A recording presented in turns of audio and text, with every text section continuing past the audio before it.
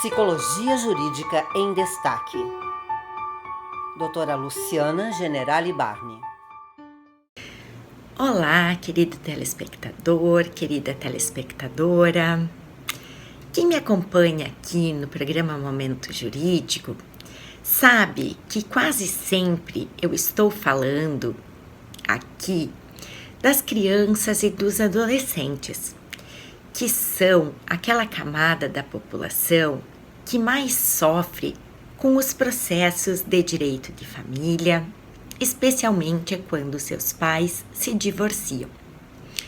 Hoje eu estarei falando a respeito de uma outra camada da população que é extremamente vulnerável, os idosos. Em todo o mundo, esta camada da população vem crescendo muito, devido aos avanços da ciência médica e o aumento expressivo da expectativa de vida.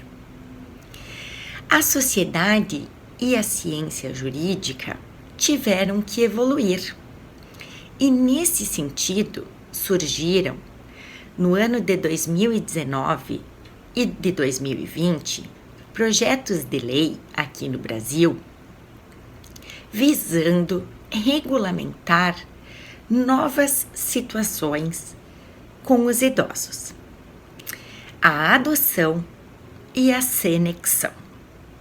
E o que seriam estes institutos?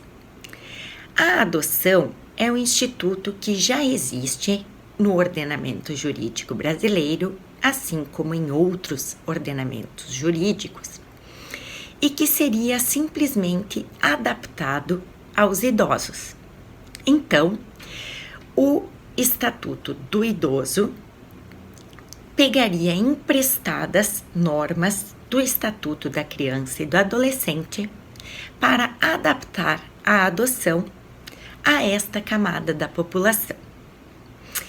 Então, a questão da diferença de idade, que no caso da adoção das crianças e adolescentes, que deve ser feita com a diferença de idade de no mínimo 16 anos, não se aplicaria, por óbvio, mas outras normas permaneceriam iguais. Os efeitos, por exemplo, patrimoniais, seriam os mesmos. As questões de direito a alimentos, sucessão e etc. Além disso, os vínculos de parentesco também seriam modificados.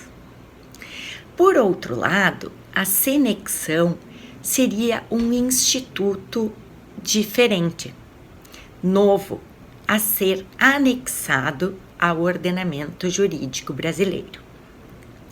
Diferentemente da adoção, ele não geraria vínculos de parentesco, mas ele seria criado por vínculos socioafetivos. Seria uma socioafetividade diferenciada. Como diz a doutrinadora Patrícia Novaes Calmon, ele seria um parente atípico, porque não é nenhum irmão, nenhum avô, nenhum neto, a nomenclatura não importaria, e sim os vínculos afetivos.